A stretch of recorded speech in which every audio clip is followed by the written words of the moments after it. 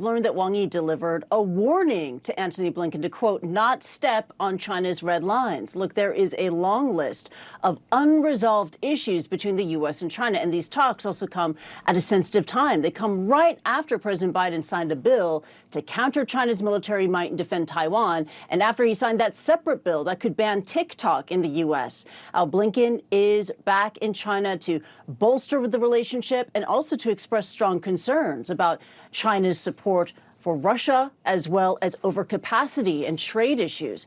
This morning, he met with China's Foreign Minister Wang Yi. A working lunch began shortly after noon, so that is underway right now. At 2:40 p.m. local time, he'll be meeting with China's Minister of Public Security. As for that meeting with Xi Jinping, that is to be confirmed. Now, earlier today, we heard from Wang Yi.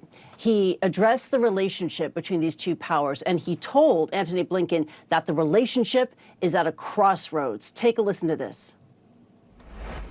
Should China and the United States keep to the right direction of moving forward with stability or return to a downward spiral? This is a major question before our two countries and tests our sincerity and ability.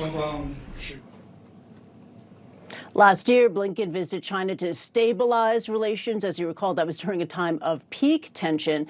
Since then, the tension has eased, but there are major sticking points that are there, including, and let's bring up the list for you, you have China's, the war in Ukraine and China's backdoor support of Russia. You have China's assertions of sovereignty in the South China Sea. On top of that, America's forced divestment of TikTok, the fate and future of Taiwan, especially as a new president is about to be sworn in, human rights, including the situation in Xinjiang, the flow of fentanyl precursor chemicals, and trade and Chinese overcapacity. Now, on Thursday, Blinken raised issues about overcapacity, about China trade, while meeting with Shanghai's top official. While there, he also spoke with business leaders and students at NYU Shanghai. And he said that both Biden and Xi are determined to strengthen people-to-people ties, including student exchanges.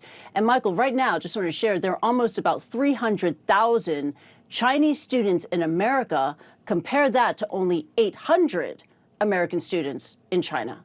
Back to you. Wow, big difference. Kristie Stout there in Hong Kong, thanks so much.